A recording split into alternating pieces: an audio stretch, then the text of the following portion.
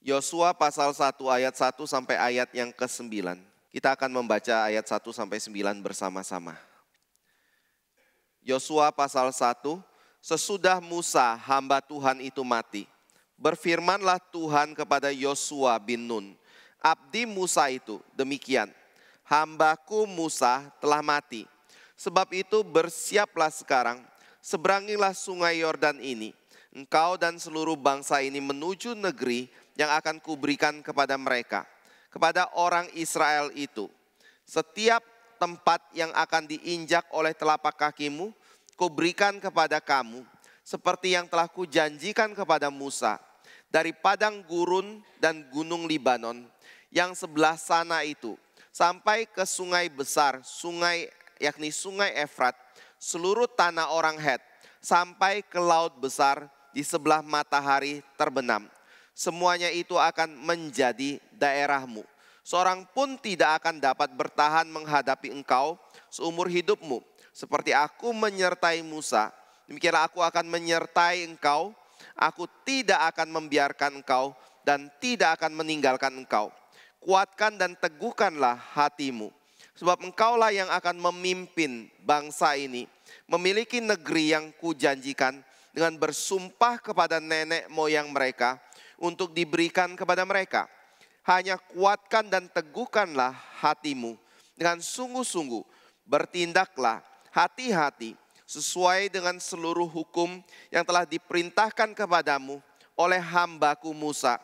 Janganlah menyimpang ke kanan atau ke kiri, supaya engkau beruntung kemanapun engkau pergi. Janganlah engkau lupa memperkatakan kitab Taurat ini, tetapi renungkanlah itu siang dan malam, supaya engkau bertindak hati-hati sesuai dengan segala yang tertulis di dalamnya. Sebab dengan demikian perjalananmu akan berhasil, engkau akan beruntung. Bukankah telah kuperintahkan kepadamu, kuatkan dan teguhkanlah hatimu. Janganlah kecut dan tawar hati, sebab Tuhan Allahmu menyertai engkau kemanapun engkau pergi. Mari kita berdoa sekali lagi ya.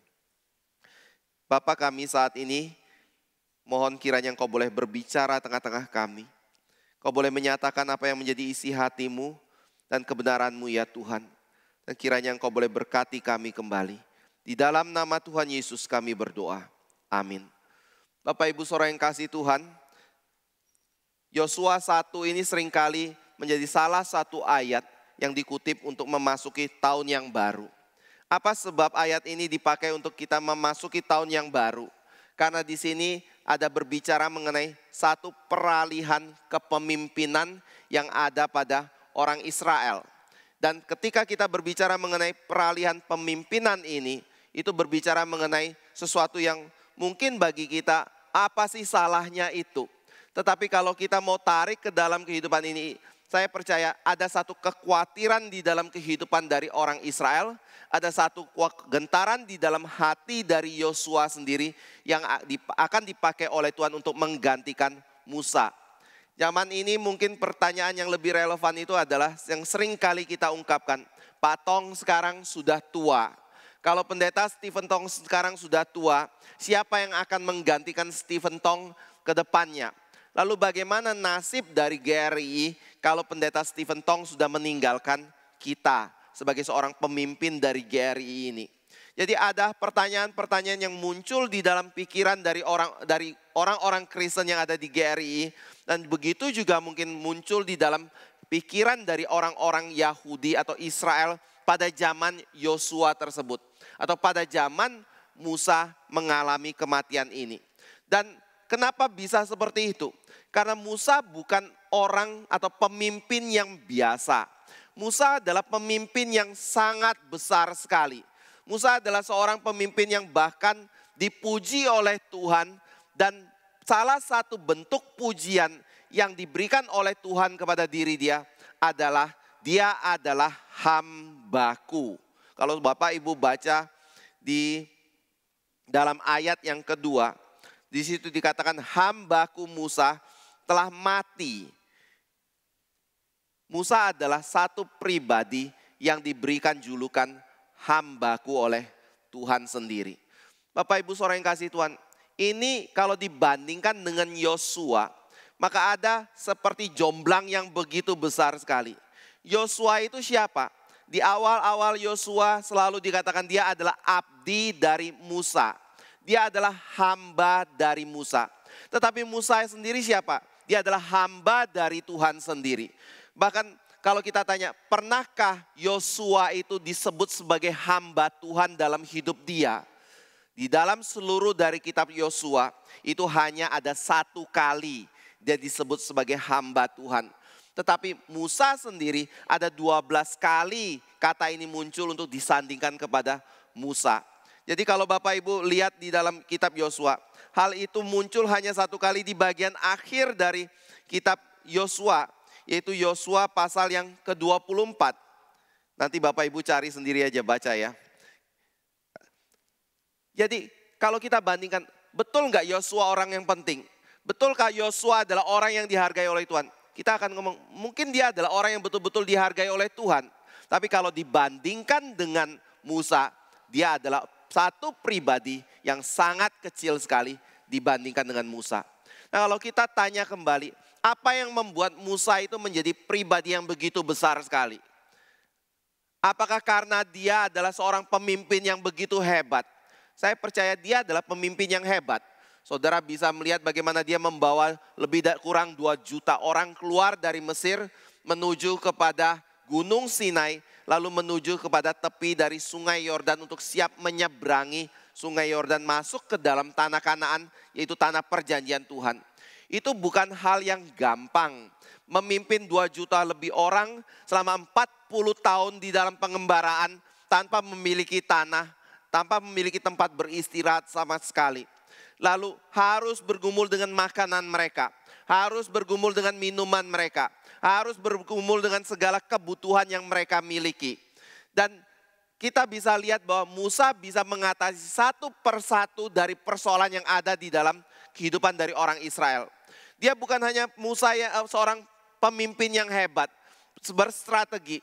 Tapi dia juga adalah pemimpin yang memiliki kuasa yang besar.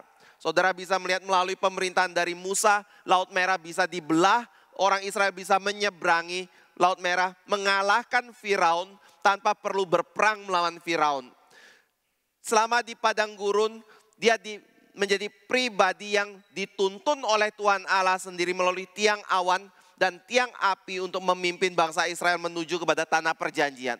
Apa yang dia doakan didengarkan oleh Tuhan, dijawab oleh Tuhan. Ketika orang Israel ingin makan, diberikan mana. Ketika Musa berdoa untuk air, diberikan air. Ketika Musa berdoa untuk daging diberikan kepada orang Yahudi, maka daging diberikan kepada orang-orang Israel ini. Siapa Musa? Dia adalah orang yang hebat sekali. Dia adalah orang yang besar. Dia adalah pemimpin yang memiliki 2 juta pengikut pada waktu itu. Tapi kalau kita tanya apa yang membuat Musa dikatakan sebagai seorang yang begitu besar sekali. Maka menurut tradisi dari orang Yahudi, kebesaran Musa tidak dirujuk kepada mukjizat yang dia lakukan. Kebesaran Musa bukan merujuk kepada bagaimana dia bisa memimpin umat Israel itu. Tetapi salah satu hal yang utama adalah karena melalui Musa, Tuhan memberikan Tauratnya kepada orang Israel. Jadi pada waktu orang Israel keluar dari padang Mesir tersebut menuju kepada padang gurun, Tuhan memanggil mereka untuk singgah di Gunung Sinai. Di situ Musa menerima 10 perintah Allah. Di situ Musa menerima segala aturan untuk membangun bait suci. Dan selama perjalanan itu juga Musa kemudian menuliskan 5 Taurat Musa.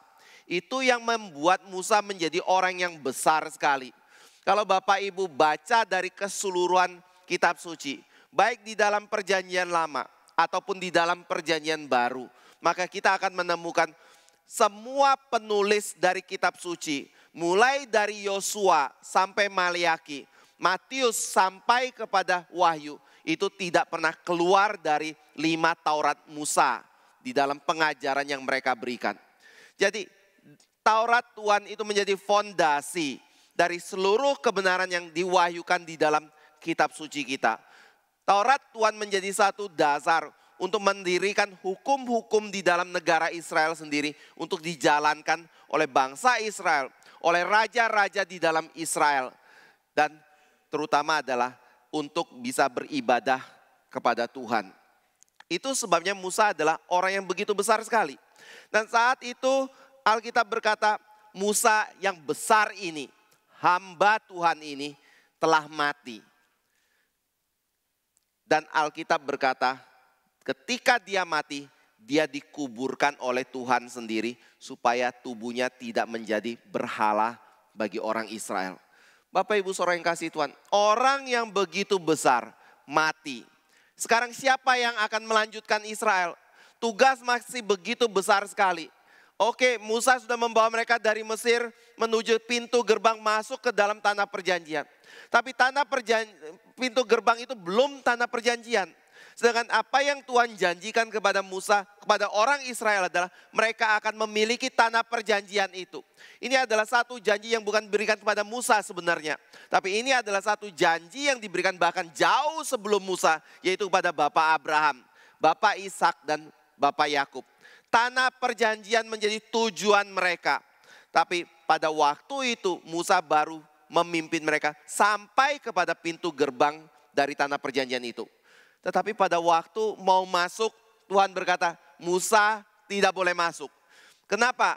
Karena dia pernah melakukan satu dosa. Satu dosa yang sebenarnya tidak diketahui oleh semua orang Israel. Satu dosa yang saya percaya hanya Musa yang tahu hal itu pada hari itu. Karena pada waktu Tuhan berkata kepada Musa, ketika melihat orang Israel yang mulai menggerutu lagi, mengumpat lagi, karena mereka tidak memiliki air. Karena mereka kekeringan atau mereka kehausan seperti itu. Akhirnya Tuhan berkata kepada Musa, Musa pergi ke batu karang itu. Katakan kepada batu karang itu, keluarkan air. Tapi karena geramnya dan marahnya kepada bangsa Israel yang tidak mau percaya kepada Tuhan. Akhirnya Musa pergi ke batu karang itu. Dia bukan berkata kepada batu karang itu, tapi dia memukul batu karang itu sebanyak 2 kali. Akibatnya air keluar. Tetapi akibat yang lebih parah adalah Musa tidak bisa masuk ke dalam tanah perjanjian. Tuhan menghukum Musa. Bapak Ibu Saudara yang kasih Tuhan. Dan Musa harus mengatakan itu di kemudian hari. Bahwa dia tidak boleh masuk ke dalam tanah perjanjian. Karena dia sudah memukul batu karang itu dan melanggar perintah Tuhan. Nah, di dalam kondisi seperti ini.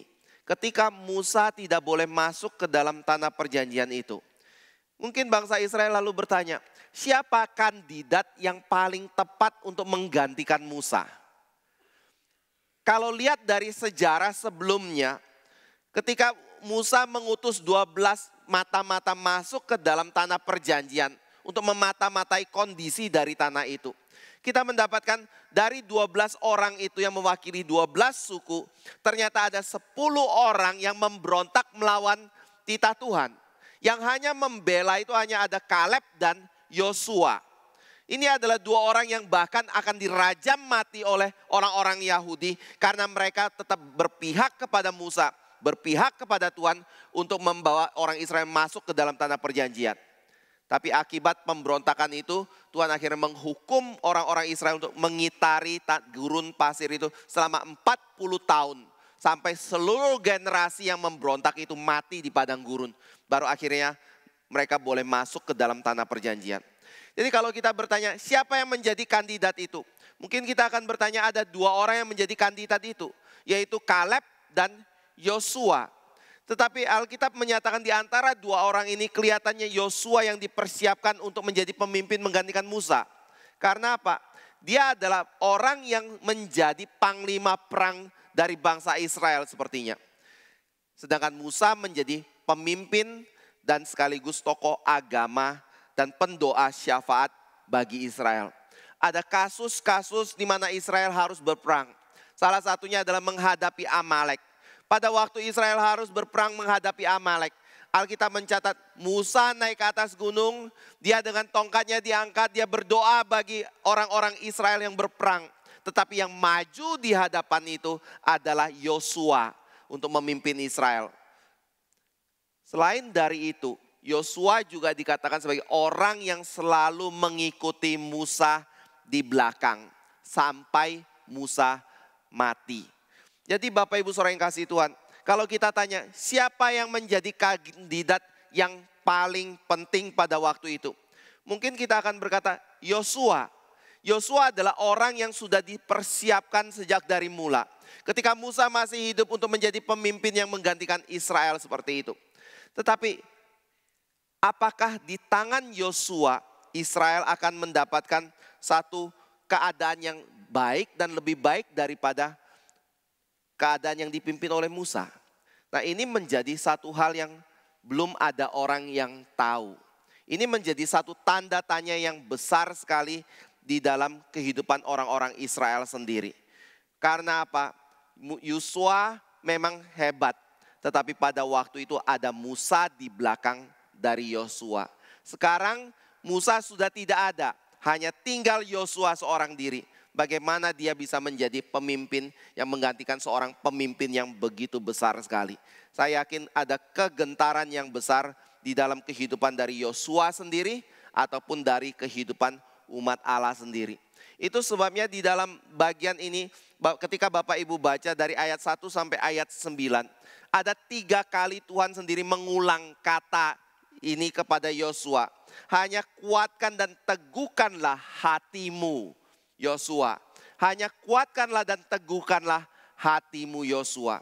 Itu adalah satu kalimat yang terus diulang sebanyak 3 kali. Karena apa? Saya percaya ada kegentaran itu di dalam hati dari Yosua. Nah, ketika berbicara mengenai hal ini, kenapa kita kaitkan dengan tahun yang baru?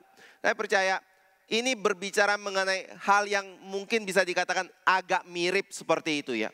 Mungkin di dalam tahun-tahun sebelumnya kita ada memiliki orang-orang yang menjadi orang penting dalam kehidupan kita.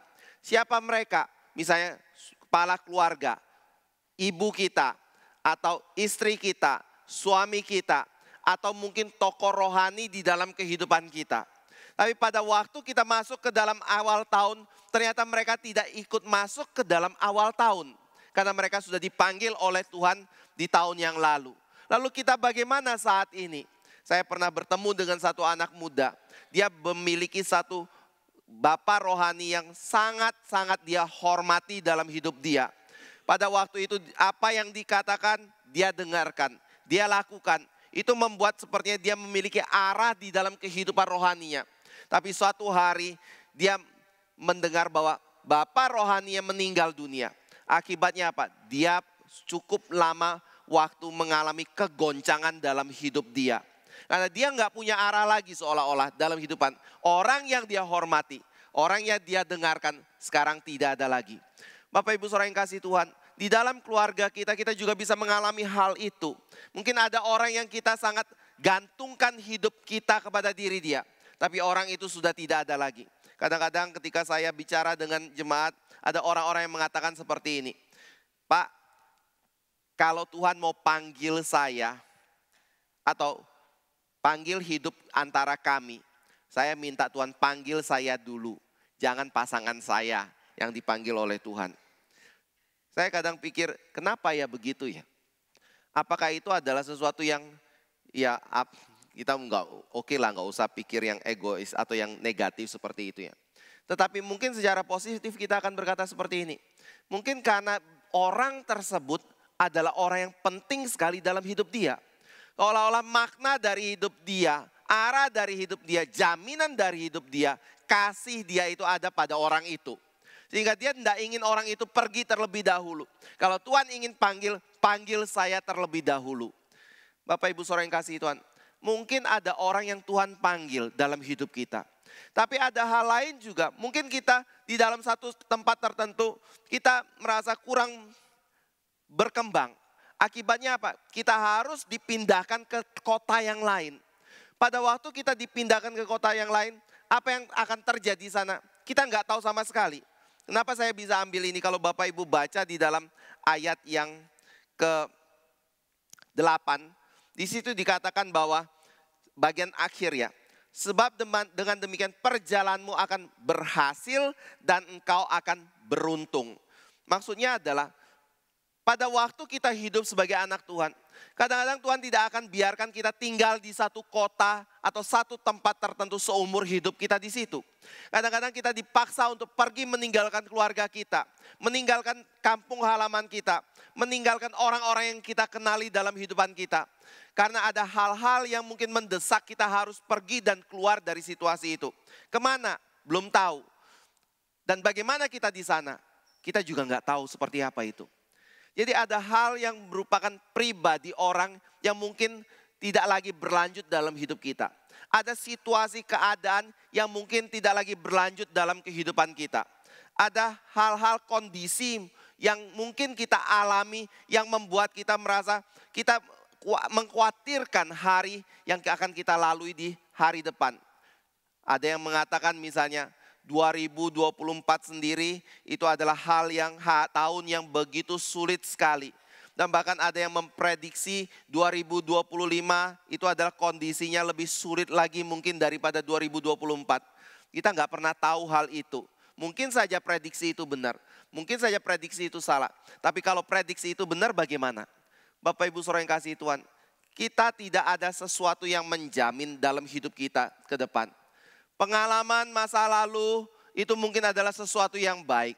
Keberhasilan masa lalu yang kita alami dalam kehidupan kita itu adalah sesuatu yang baik. Tetapi apakah keberhasilan masa lalu dalam hidup kita itu bisa menjadi satu jaminan kita akan berhasil di hari yang ke depan? Di dalam ilmu dagang ada satu kata yang nggak tahu hari ini masih berlaku atau tidak. Tapi dulu kata ini begitu terkenal sekali, yaitu ATM. Amati, tiru, dan modifikasi. Kalau kita melihat ada orang yang berhasil di dalam usahanya, kita amati, kita pelajari apa yang menjadi keberhasilan orang itu. Kita tiru hal itu, lalu kita modif untuk menjadi sesuatu yang kita, atau menjadi paten milik kita, atau kreativitas kita di dalam mengembangkan hal itu. Bapak Ibu Saudara yang kasih Tuhan, betulkah seperti itu? Kemarin di Palembang saya diajak pengurus karena saya suka kue tiaw. Dan kue tiaw kayaknya yang paling enak itu, nggak tahu di Solo ada nggak ya? Yang pasti di Jogja nggak ada. Dulu ada cuma 2 tempat yang enak. Sekarang tinggal 1, tapi kalau dibandingin dengan Palembang masih jauh sekali seperti itu. Dibandingin dengan Jakarta juga jauh sekali. Jadi pengurus itu ngajak saya, ayo kita makan kue tiaw. Bapak mau yang mana? Saya ngomong dulu itu di Basuki Rahmat, Jalan Basuki Rahmat ada kue tiaw yang enak sekali. Tapi itu sudah kira-kira hampir 20 tahun yang lalu. Saya nggak tahu kemana jejak daripada kue tiaw itu. Lalu dia ngomong, Pak di Basuki Rahmat ada kue tiaw sih. Tapi nggak tahu ini betul nggak yang Bapak suka. Lalu diajaklah saya ke satu tempat. Waktu sampai satu tempat itu dia bilang kayak gini, ini dulu tempatnya di pinggir jalan. Tapi sekarang dia masuk ke dalam, ada orang kaya, orang yang punya lahan yang besar, mengizinkan dia pakai tempatnya di dalam situ. Waktu masuk, lalu orang ini turun pengurus. Waktu dia turun, dia berdiri di depan rumah makan itu. Lalu dia lihat kiri, kanan kayak gitu. Ternyata ada 2 rumah makan kue tiaw di situ. Yang satu adalah tempat di mana dia biasa makan. Yang satu tempat yang dia ingin ajak saya makan. Lalu dia lihat, saya tanya, kenapa? Saya sebenarnya biasa makan di yang sebelah kanan ini. Tapi tempatnya sepi. Yang sebelah kiri itu sebenarnya yang saya ingin saya ajak Bapak makan. Tempatnya rame. Jadi saya bingung mau milih yang mana, yang kanan atau yang kiri seperti itu. Rasanya di mana? Rasanya sih nggak jauh beda dia bilang. Tapi akhirnya ini saya ngomong ya sudah kita coba yang rame dulu ya. Nanti baru mungkin berikutnya kita coba yang sepi gitu. Bapak Ibu Saudara yang kasih Tuhan, 2 tempat yang sama. 2 tempat yang menjual makanan yang sama.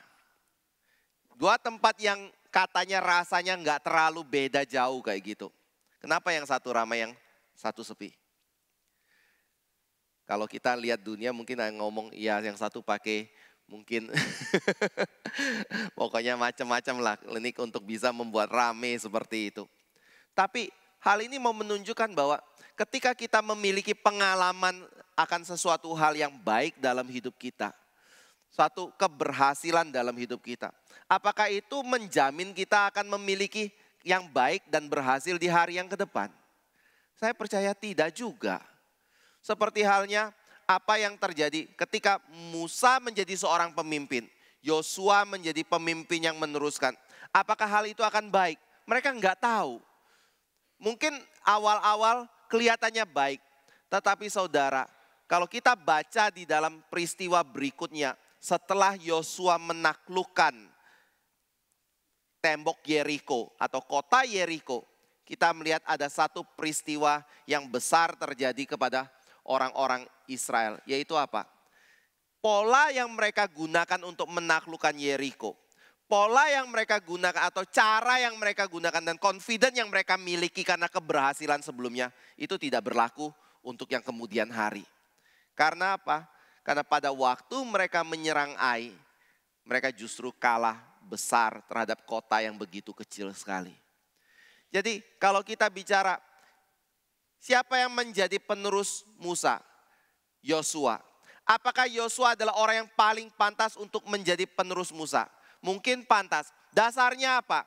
Dasarnya adalah dia pernah menjadi murid Musa seumur hidup Musa. Kemana Musa pergi, dia yang paling mengerti apa yang menjadi isi hati Musa. Dia tahu apa yang Musa ajarkan. Dia tahu hukum-hukum Tuhan yang Musa dapatkan dari Tuhan. Dan dia adalah orang yang sudah dipersiapkan dengan baik. Tetapi Bapak Ibu Saudara yang kasih Tuhan, kegagalan Ai mungkin bisa menjadi satu dasar untuk kita menguji ulang. Betulkah Yosua dengan segala kemampuan dan potensinya, dia adalah pemimpin yang paling baik untuk meneruskan Musa? Secara dunia kita mungkin bisa berkata iya. Pengalaman, pendidikan, segala hal yang kita lakukan untuk mempersiapkan diri, itu mungkin menjadi sesuatu yang kita bisa pakai untuk menilai kemungkinan ke depan seperti apa.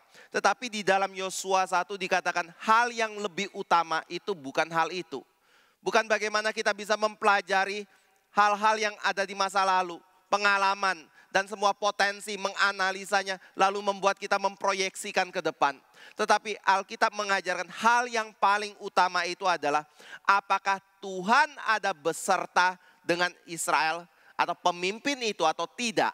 Itu yang lebih utama. Makanya pada waktu hamba Tuhan itu Musa mengalami kematian, Tuhan tidak basa-basi berbicara kepada Yosua. Tidak berusaha untuk meyakinkan Yosua lagi atau untuk meyakinkan orang Israel. Ini adalah pemimpin yang paling hebat. Dia adalah satu-satunya aku pilih yang menjadi kandidat untuk meneruskan Musa. Tetapi yang Tuhan lakukan hanya, Yosua, Musa sudah mati. Tanah perjanjian masih ada di depan. Pekerjaanmu belum selesai. Masa ratapmu sekarang selama 30 hari sudah cukup. Gak perlu diteruskan lagi.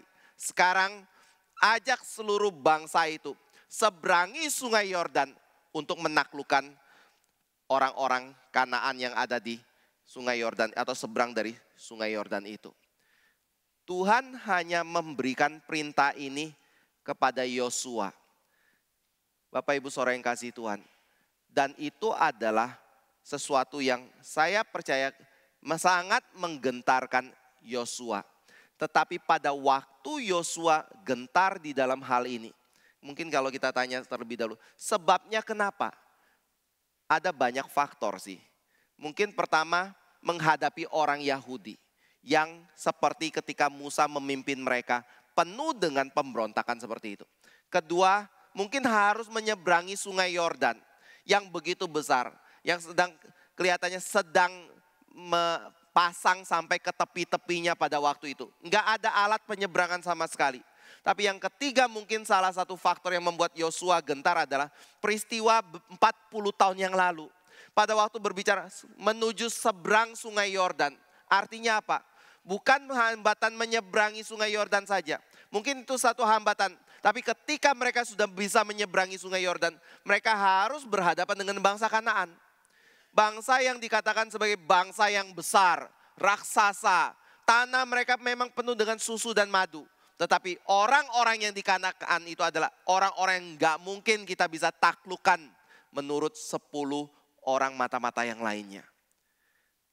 Dan riwayat itu pasti ada di dalam sejarah dari orang-orang Yahudi.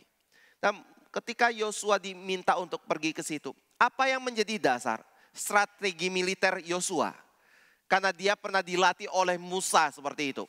Karena dia adalah pemimpin yang memiliki berapa ratus prajurit atau berapa ribu prajurit seperti itu. Atau bahkan mungkin 2 juta orang untuk menaklukkan bangsa Israel, bangsa Kanaan seperti itu.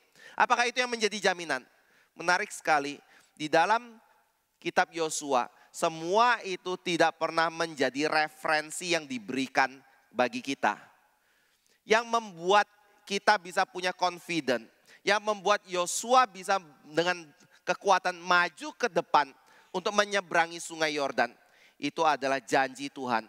Kalau Tuhan beserta dengan Yosua, Tuhan beserta dengan bangsa Israel. Bapak Ibu Saudara yang kasih Tuhan, saya percaya ini adalah hal pertama yang penting untuk kita miliki atau kita pegang dalam hidup kita. Tuhan beserta dengan diri kita, itu adalah yang utama. Kalau Tuhan beserta dengan diri kita, saya bukan bicara cara itu tidak penting. Kalau cara kita itu adalah sesuatu yang kita utamakan, Tuhan tidak beserta, tetap gak akan mungkin berhasil. Kalau kita dibawa ke satu tempat tertentu, yang kita percaya bahwa itu adalah satu prospek yang baik untuk kehidupan kita, ekonomi kita. Kalau Tuhan tidak beserta, saya percaya juga tidak berhasil. Tapi kalau Tuhan beserta, maka apa yang kita kerjakan pasti berhasil. Tetapi hati-hati juga ya Bapak Ibu Saudara yang kasih Tuhan. Pada waktu kita berpikir untuk mengembangkan sesuatu, hal yang kalau kita berkata Tuhan beserta itu hal yang paling utama dalam hidup kita. Maka berarti bahwa di mana kita berada, yang paling utama bukan keberhasilan dan kesuksesan dari hal yang dinilai manusia di dunia ini. Tetapi keberhasilan dan kesuksesan dari apa yang Tuhan nilai di dalam kehidupan kita. Nah, ini membawa kita masuk ke dalam poin yang kedua ya. Kalau Tuhan beserta kita, apa yang menjadi dasar kita berkata kalau kita disertai oleh Tuhan dan bagaimana kita bisa mendapatkan penyertaan Tuhan itu dalam kehidupan kita. Bagi orang dunia atau bukan banyak orang dunia, bagi banyakan orang Kristen, seringkali yang menjadi dasar patokan Tuhan beserta seseorang itu adalah bukti kesuksesan. Ada orang yang pernah berkata kepada saya dapat informasi ini dari orang lain kayak gitu. Dia pernah diomongin oleh orang Kristen yang lain seperti ini. Kita itu orang reform. Kalau kita orang reform, apa yang kita kerjakan itu harus makin besar. Gak bisa stagnan di sini terus menerus seperti itu. Harus berkembang besar. Kalau kita melakukan usaha kita itu harus makin maju, makin berkembang seperti itu. Itu baru namanya orang reform. Bapak Ibu setuju enggak? Saya pada waktu itu dengar kalimat ini dan saya lihat orang yang diajak bicara seperti itu siapa, backgroundnya seperti apa. Saya langsung pikir ini orang pasti frustasi berat. Karena apa yang dikatakan itu telah diperjuangkan seumur hidup pun itu masih tidak bisa semaksimal mungkin. Tetapi Bapak Ibu Saudara yang kasih Tuhan, betulkah orang yang menjadi reform pasti akan semuanya sukses menurut ukuran dunia, kaya menurut ukuran dunia seperti itu? Saya percaya tidak. Karena Alkitab sendiri mengajarkan tidak seperti itu. Banyak dari orang-orang saleh yang miskin. Siapa contohnya? Paling tidak ke Yusuf dan Maria. Walaupun dia melahirkan anak Allah sendiri dalam hidup dia. Tapi sampai mati Yusuf dan Maria pun bukan dalam kondisi ekonomi yang sangat kaya sekali. Masih banyak orang-orang Kristen yang lain ada di dalam kondisi yang bisa dikatakan tidak kaya. Jadi pada waktu kita berkata apa yang menjadi dasar kita berkata kita adalah orang yang sukses. Kita adalah orang yang disertai oleh Tuhan dalam kehidupan kita. Karena kita ingin disertai oleh Tuhan dalam hidup kita. Maka Alkitab punya prinsip yang sangat berbeda sekali. Ketika kita bicara mengenai kesuksesan dari hidup orang Kristen. Kesuksesan itu bukan dinilai dari ukuran materi yang kita miliki. Tetapi kesuksesan itu dinilai dari bagaimana kita melakukan firman Tuhan dalam hidup kita. Makanya kalau Bapak Ibu perhatikan di dalam ayat 8 yang tadi kita sempat baca ya. Di sini ketika Tuhan memberikan perintah kepada Yosua untuk pergi menyeberangi sungai Yordan. Maka satu hal yang Tuhan katakan, selain engkau harus menguatkan dan meneguhkan hatimu. Tapi Tuhan juga berkata, janganlah engkau lupa memperkatakan kitab Taurat ini. Tetapi renungkanlah itu siang dan malam. Supaya engkau bertindak hati-hati sesuai dengan segala yang tertulis di dalamnya. Sebab dengan demikian perjalananmu akan berhasil dan engkau akan beruntung. Bapak Ibu Saudara yang kasih Tuhan, apa yang menjadi penekanan Tuhan di sini? Apa yang membuat Yosua diberkati oleh Tuhan dan Israel disertai oleh Tuhan di dalam pekerjaan yang mereka kerjakan? Ini kembali kita bisa tarik dari contoh yang terjadi antara Yeriko dan Ai. Yeriko kota yang ditaklukkan. Ai kota yang kemudian menaklukkan orang-orang Israel. Penyebabnya apa? Kira-kira penyebabnya apa? Apakah strategi militernya salah? Kalau Bapak Ibu perhatikan kota Ai, strategi militer yang digunakan oleh Yosua yang Tuhan minta lakukan itu juga tetap sama. Awalnya depannya itu sama. Walaupun ada belakang akhirnya tentara yang menyerang yang Tuhan berikan. Tetapi gunakan cara yang sama seperti cara sebelumnya engkau menyerang Ai. Lalu apa yang mengakibatkan mereka kalah dengan Ai? Yosua mencatat penyebabnya ada satu orang yang bernama Akan. Dia adalah orang yang akhirnya mengakibatkan seluruh Israel menjadi korban. Karena apa? Ketamakan, kerakusan, cintanya terhadap uang, kekayaan, itu yang membuat Israel menjadi hancur. Jadi sebelum Israel masuk ke tanah Kanaan, Tuhan berkata, pokoknya kota-kota tertentu yang aku katakan harus dimusnahkan. Tidak boleh ada yang disisakan sama sekali. Termasuk hewan, ternak, dan kekayaan yang dimiliki dalam kota itu. Engkau tidak boleh ambil untuk dirimu. Kau harus musnahkan itu semua. Lalu ketika Yeriko dikalahkan, mereka berusaha musnahkan segala sesuatunya. Tapi ketika akan melihat ada emas, ada pakaian yang indah, dia kemudian sembunyikan sebagian untuk diri dia sendiri. Akibatnya adalah ketika mereka menyerang Ai, Tuhan tidak menyertai mereka dan mereka yang mengalami kekalahan. Jadi pada waktu kita berkata, apa yang membuat kita bisa sukses di dalam melakukan pelayanan atau menjalani kehidupan ini? Dan makna kesuksesan itu sendiri maksudnya apa? Kesuksesan itu bukan bagaimana kita bisa menaklukkan dunia ini dengan mendapatkan segala kekayaan yang kita miliki. Musuh-musuh kita kalah semua. Saya percaya itu bukan arti kesuksesan yang dimaksud Alkitab. Tapi arti kesuksesan sesungguhnya adalah bagaimana kita memperkatakan firman Tuhan. Bukan hanya memperkatakan, tapi kita merenungkan firman itu siang dan malam dalam hidup kita. Lalu kita bertindak hati-hati sesuai dengan apa yang tertulis di dalam firman itu. Dan kita tidak menambahkan atau mengurangkan, atau kita tidak menyimpang ke kiri atau ke kanan dari kebenaran yang Tuhan katakan. Itu adalah orang yang sukses. Bicara kayak gini kayaknya sangat kontras sekali ya. Kita hidup dalam dunia, saya butuh kekayaan, saya butuh menikmati dunia ini.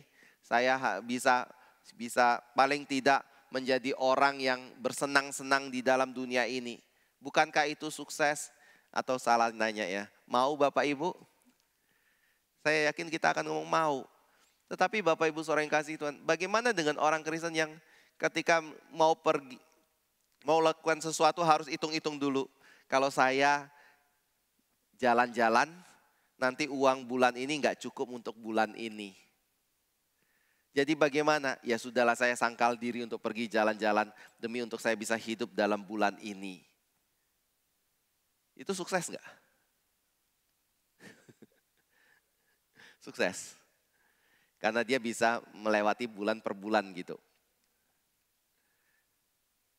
Kalau dia bisa hanya lewati bulan per bulan, tapi dia nggak ada ketaatan pada hukum Tuhan, itu juga bukan sukses.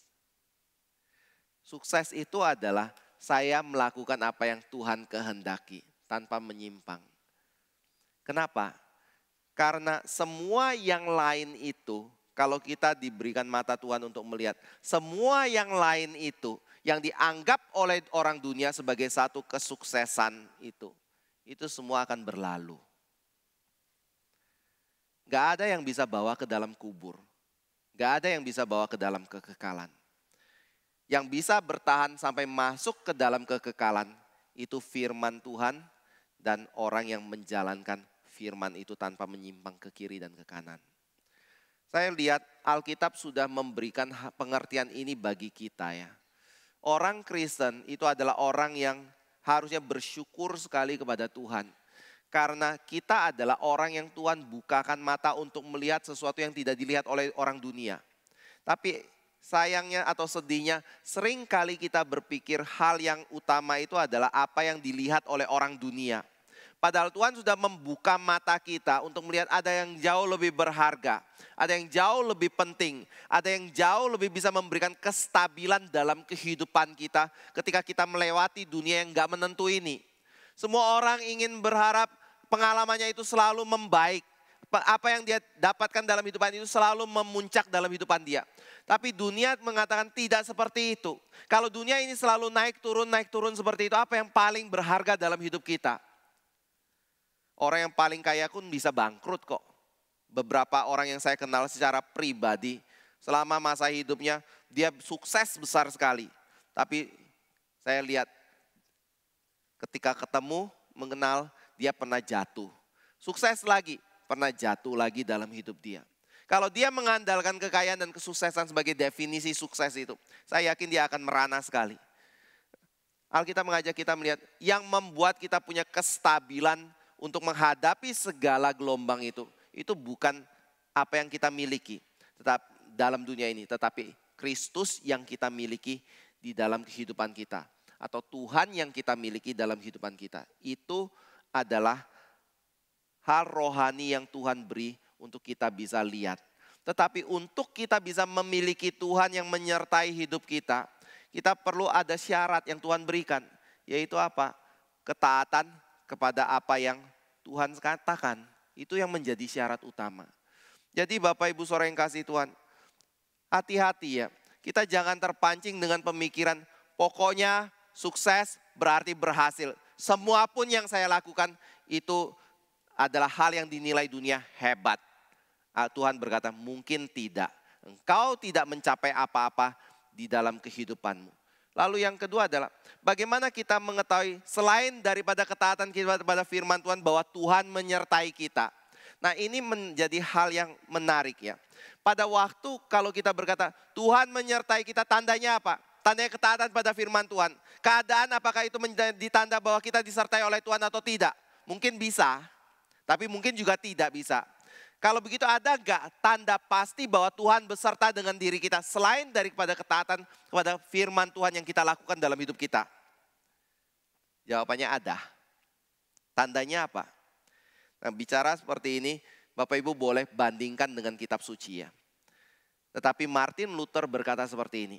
Satu tanda yang pasti dari seseorang itu disertai Tuhan atau tidak, itu adalah dia mengalami penderitaan atau tidak. Aneh ya, kita berusaha lari dari penderitaan, kita berusaha menghindarkan diri dari hal-hal yang sulit, tetapi justru Martin Luther berkata, justru ada penderitaan yang kita alami itu yang menjadi bukti bahwa Tuhan beserta dengan diri kita. Saya percaya orang Kristen bukan orang yang mencari-cari penderitaan lalu berkata Tuhan beserta dengan diri dia. Tetapi kalau bukan mencari-cari penderitaan, kenapa penderitaan itu menjadi sesuatu yang menjadi tanda pasti dari orang yang disertai oleh Tuhan?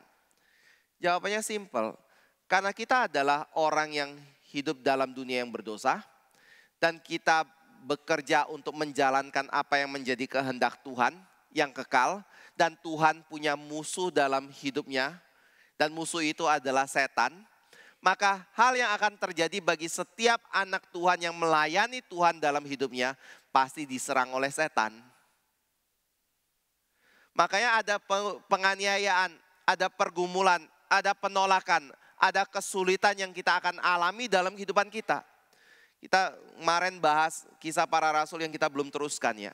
Tapi kalau kita perhatikan di dalam kisah rasul, ketika gereja disuruh mulai dari Yerusalem, Yudea, Samaria, sampai kepada ujung bumi.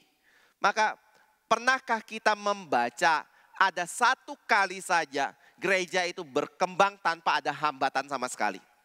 Kesulitan sama sekali. Kisah para rasul mencatat tidak ada gereja yang pada zaman itu ketika berkembang tanpa mengalami kesulitan sama sekali. Jadi apa yang membuat mereka keluar dari Yerusalem? Karena ada penganiayaan di Yerusalem. Apa yang membuat mereka lari dari Yudea ke Samaria? Karena ada penganiayaan juga di Yudea. Apa yang membuat mereka kemudian dari Yudea sampai ke ujung bumi? Satu sisi ada misi di situ, ada orang yang diutus oleh Tuhan. Tetapi juga karena ada orang-orang Yahudi yang mengejar orang-orang Yahudi Kristen yang ada di Yerusalem, Yudea, Samaria, sehingga mereka harus mengungsi dari tempat itu. Jadi ada penganiayaan yang terjadi dari luar yang membuat orang Israel akhirnya menyebar keluar untuk mengabarkan Injil Tuhan. Tapi di sisi lain ada hal-hal dari dalam yang terjadi pada gereja Tuhan sendiri yang membuat ada kesulitan-kesulitan yang mereka harus hadapi ketika mereka mengikut Tuhan. Jadi itu sebabnya pada waktu Martin Luther ditanya, apa yang menjadi dasar yang pasti dari seseorang itu tahu bahwa dia, atau tanda yang pasti dia disertai oleh Tuhan dalam hidup dia. Selain dari ketaatan dia yang tidak menyimpang ke kanan dan ke kiri di dalam kebenaran firman Tuhan, dia adalah orang yang pasti mengalami penderitaan di dalam hidup dia atau penganiayaan di dalam hidup dia. Nah Bapak Ibu Saudara yang kasih Tuhan, hal ini mungkin kita bisa balik sedikit ya. Kadang-kadang dalam kehidupan kita, ini saya ambil contoh aja ya. Saya pernah bertemu dengan orang-orang yang seumur hidup dia, misalnya.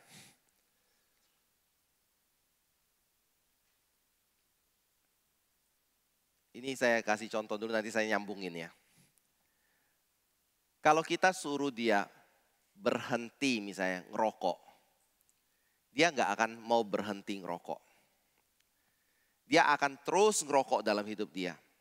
Siapa yang bisa membuat dia berhenti ngerokok? Nggak ada. Istrinya nggak bisa, temannya nggak bisa.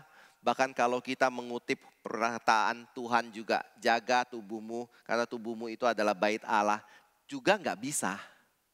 Lalu apa yang bisa membuat seseorang itu berhenti ngerokok?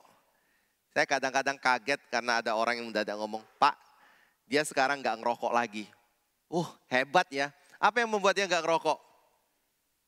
Karena apa? Stroke. Karena apa? Kanker paru-paru. Karena mendadak ada satu penyakit yang membuat dokter berkata, sekarang harus stop ngerokok. Mendadak bisa stop total loh ngerokok itu. Tapi kalau kita bicara firman Tuhan dan segala macam, nggak bisa berhenti sama sekali seperti itu. Nah kenapa saya ambil contoh ini? Saya mau mengatakan seperti ini. Kalau kita ingin menguji kehidupan kita apakah disertai oleh orang, mungkin salah satunya adalah dari ujian akan kesulitan, tantangan yang kita alami dalam hidup kita. Pada waktu kita lihat hidup orang Kristen, ada yang lancar, ada yang tidak lancar. Ada yang semua yang dia ingini dicapai dalam hidup dia. Ada orang yang ketika dia mengingini sesuatu tidak bisa mencapai itu. Kadang-kadang jatuh bangun dalam kehidupan dia. Mohon tanya, siapa yang lebih disertai oleh Tuhan? Susah ngomong ya. Tapi Mazmur 7:3 ada berkata, orang yang jatuh bangun itu yang disertai oleh Tuhan. Orang yang lancar justru adalah orang yang dibiarkan oleh Tuhan. Nah, komparasi dengan contoh rokok tadi itu apa? Kadang-kadang kita berpikir ya, orang yang diberkati oleh Tuhan itu adalah orang yang punya ambisi yang kuat. Dan ketika dia mengejar ambisi dia, maka dia akan mendapatkannya seperti yang dia inginkan. Tetapi kalau kita kembali kepada Martin Luther yang mengatakan bahwa salah satu tanda yang pasti dari seseorang diberkati oleh Tuhan, itu adalah penderitaan, tantangan yang dia alami dalam hidup dia.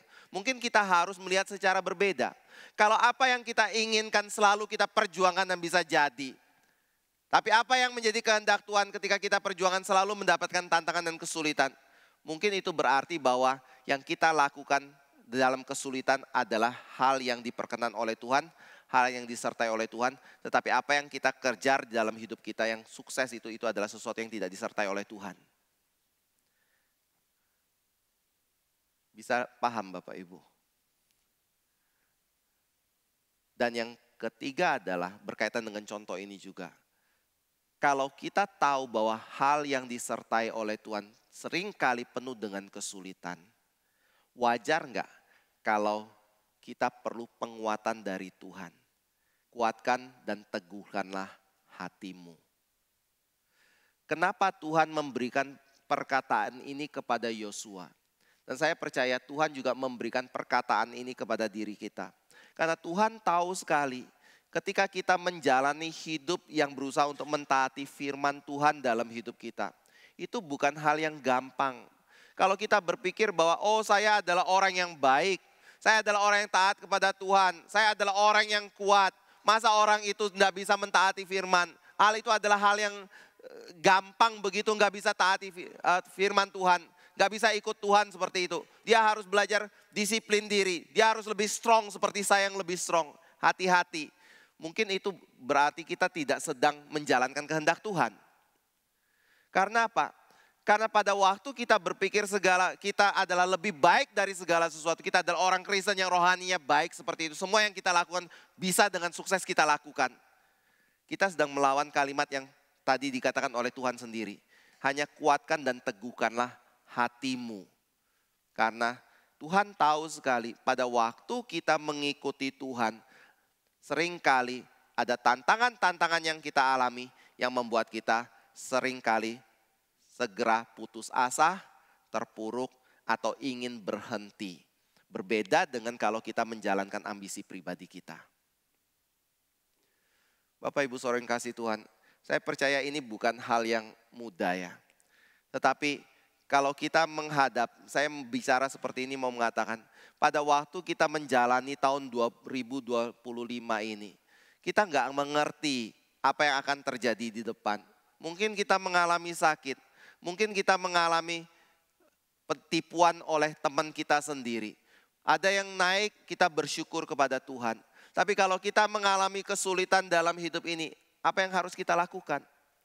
Saya percaya ada satu hal. Kalau kita berjalan di dalam firman dan terang firman Tuhan, ada ayat yang memberi kekuatan pada kita. Jangan cepat mundur, jangan cepat menyerah. Karena apa? Justru kalau kesulitan itu tiba, mungkin karena Tuhan ingin kita belajar percaya kepada Dia dan melihat Dia. Bukan melihat seperti yang dunia anggap hal yang penting dan sukses. Tapi Tuhan ingin kita bertumbuh di dalam iman untuk makin percaya kepada Tuhan. Itu sebabnya ada yang menafsirkan bagian ini. Pada waktu kita masuk ke dalam tahun yang baru dan kondisi yang baru. Hal yang penting itu apa? Iman kepada Tuhan. Untuk kita bisa masuk ke dalam kondisi yang baru dan bergerak maju terus di dalam kondisi yang baru itu. Tidak berhenti, tidak lihat ke belakang terus. Tidak meratapi apa yang menjadi kesusahan kita, penyesalan kita di masa lalu. Itu adalah iman kepada Tuhan. Gak ada yang lain. Saya pernah bertemu dengan orang yang puluhan tahun dalam hidupnya itu terus memendam kebencian terhadap anggota keluarganya. Gak bisa dihilangkan sampai membuat dia mengalami penyakit. Bapak Ibu Saudara yang kasih Tuhan, apakah itu misalnya salah satu contoh hidup yang kita inginkan? Tapi untuk bisa melepaskan semua kebencian itu, lalu kita melangkah ke depan, melepaskan semua mungkin kejahatan orang yang pernah dilakukan kepada diri kita. Sehingga kita tetap maju ke depan dan bahkan bisa menjadi berkat bagi Tuhan. Itu apa? Saya percaya cuma satu, yaitu percaya kepada Tuhan. Itu sebabnya di dalam pasal 1 ini, Tuhan ketika berbicara kepada Yosua. Yosua, bawa seluruh bangsa pergi, seberangi sungai Yordan. Tuhan gak beri janji yang macam-macam. Tapi Tuhan hanya memberi satu janji. Aku menyertai engkau. Hanya jangan engkau melanggar perintahku, menyimpang ke kiri dan ke kanan. Saya percaya itu adalah hal yang penting. Ketika mengikuti Tuhan ada kesulitan, pasti ada. Karena apa? Karena Yosua sendiri dan bangsa Israel mengalami kesulitan.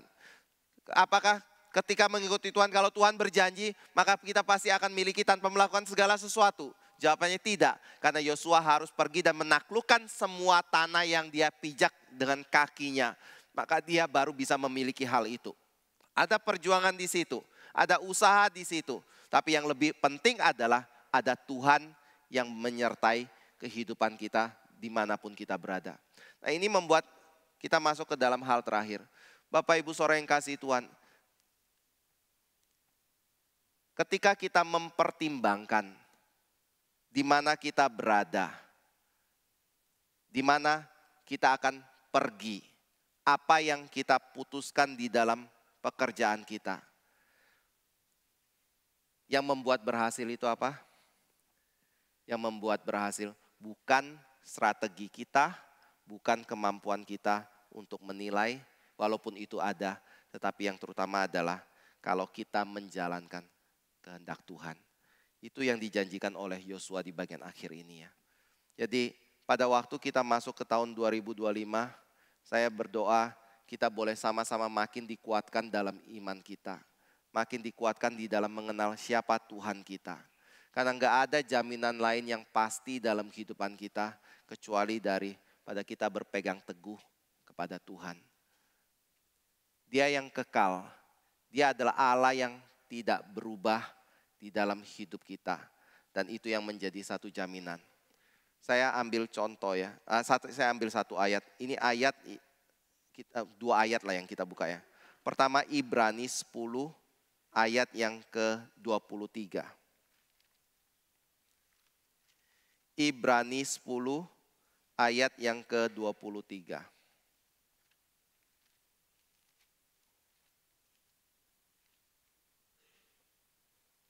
Kita baca bersama-sama, 2, 3. Marilah kita teguh berpegang pada pengakuan tentang pengharapan kita. Sebab Ia yang menjanjikannya setia. Jadi apa yang Tuhan janjikan, pegang itu karena janji Tuhan itu setia. Satu lagi yang saya kutip di dalam persetujuan doa hari Rabu kemarin ya. 1 Petrus 5 ayat yang ke-10 dan ayat yang ke-11.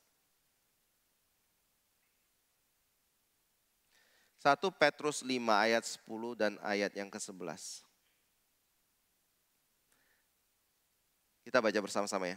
Dan Allah, sumber segala kasih karunia, yang telah memanggil kamu dalam Kristus pada kemuliaannya yang kekal, akan melengkapi, meneguhkan, menguatkan, dan mengokohkan kamu sesudah kamu menderita seketika lamanya. Ialah yang empunya kuasa sampai selama-lamanya. Amin. Di sini ada satu kata yang Petrus katakannya. Kita di dalam hidup, Petrus berkata, kita akan mengalami peneguhan, diperlengkapi, dikuatkan, dikokohkan. Kenapa kita mengalami itu semua? Karena di situ ada kalimat, kita akan melewati penderitaan seketika lamanya dalam hidup kita. Tetapi yang menjadi pertanyaan adalah, apa yang membuat kita itu ketika melewati penderitaan akan mengalami peneguhan, perlengkapan, kekuatan yang mengokohkan kita di dalam melewati penderitaan itu? Kalau kita tanya seperti ini, mungkin kita akan ngomong, oh karena Allah itu maha kuasa. Kalau Allah maha kuasa, maka Dia pasti akan menolong kita, memberi kekuatan kita di dalam melewati semua hal itu dalam kehidupan kita. Tapi menarik sekali Bapak Ibu Saudara yang kasih Tuhan, Petrus tidak mengkaitkan dengan Allah yang maha kuasa yang membuat kita melewati itu semua. Memang ada itu di dalam ayat 11. Tapi ada satu karakter Allah lagi yang penting yang Petrus cantumkan untuk membuat kita bisa mempunyai yakinan kalau kita akan melewati itu semua. Yaitu apa? Di ayat 10. Allah sumber kasih karunia. Itu yang menjadi dasar. Allah sumber kasih karunia. Dia adalah sumber yang memberi segala karunia, hal yang baik dalam kehidupan kita. Dialah yang akan membuat kita melewati semua itu. Jadi kuncinya ada pada siapa? Bukan pada kita, tetapi pada Tuhan Allah. Tapi pertanyaannya adalah seperti ini. Kita ada di dalam kasih karunia Tuhan atau tidak? Kita ada di dalam Allah yang merupakan sumber kasih karunia atau tidak dalam hidup kita? Kalau Bapak Ibu bandingkan dengan 1 Petrus pasal 1, maka di situ Petrus katakan, siapa orang yang mendapatkan kasih karunia itu? Memiliki Bapa yang adalah sumber kasih karunia. Mereka adalah orang pilihan Allah. Mereka adalah orang-orang yang percaya kepada Kristus. Mereka adalah orang yang tersebar di berbagai tempat, tapi mereka memiliki iman di dalam Kristus. Jadi kalau kita memiliki iman dalam Kristus, kita berpegang pada janji Tuhan di dalam Kristus. Kita adalah milik Dia. Itu yang menjadi salah satu dasar yang penting. Yang membuat kita akan mendapatkan segala kasih karunia dari Tuhan, yaitu yang akan membuat kita makin dilengkapi, makin diteguhkan, makin dikokohkan, dan dapat mampu melewati segala hal yang tidak menentu dalam hidup ini. Bapak Ibu saudara yang kasih Tuhan, Petrus mengatakan kekuatannya cuma satu, yaitu pada Kristus. Iman pada Kristus, itu yang pentingnya. Kiranya Tuhan boleh memberkati kita ya. Mari kita berdoa. Kami sungguh bersyukur Bapa, karena kami memiliki Allah yang setia. Allah yang setia pada janjinya. Bukan hanya Allah yang maha kuasa. Karena kami sadar kemahakuasaan-Mu tidak akan ada gunanya kalau Engkau tidak setia kepada janji-Mu. Dan kalau Engkau tidak menganugerahkan segala kuasa-Mu itu untuk menolong kami di dalam menjalani kehidupan kami. Kami sungguh bersyukur ya Bapa, karena kami ketika percaya kepada Kristus, kami boleh menjadi milik-Mu. Kami boleh menjadi bagian dari atau berada di dalam Allah yang adalah sumber segala kasih karunia ini dalam kehidupan kami. Karena itu ya Tuhan, tolong pimpin kami. Biarlah Engkau boleh membawa kami, mata kami untuk melihat. Bukan dikuasai oleh keadaan atau melihat kepada keadaan yang ada. Tapi kami boleh melihat melampaui daripada keadaan yang kami miliki dalam hidup kami. Yaitu melihat kepada Kristus sendiri. Melihat kepada Allah. Melihat kepada firman Tuhan, melihat kepada janji Tuhan dalam kehidupan kami. Karena itulah yang membuat kami bisa berjalan di atas batu karang. Yang membuat kami bisa berpijak seperti kambing gunung di atas bukit-bukit gunung tanpa perlu gentar merasa jatuh. Karena ada Engkau yang menguatkan kami. Ada Engkau yang menopang kami, ada yang Engkau yang mengokohkan kami, dan ada Engkau yang menyertai kehidupan kami. Ajar kami ya Tuhan, tidak melihat hal-hal yang lain dalam dunia ini lebih berharga dari Tuhan. Tapi kami boleh percaya dan berpegang dan makin diteguhkan karena Engkaulah yang jauh lebih berharga. Penyertaan-Mu itulah yang paling penting dalam kehidupan kami. Khususnya di tahun 2025 ini. Sehingga melalui hidup kami, nama Tuhan boleh makin ditinggikan dan diteguhkan. Kiranya segala kemuliaan hanya bagi nama Tuhan. Di dalam nama Tuhan Yesus, yaitu Tuhan dan Juru Selamat kami telah berdoa. Amin.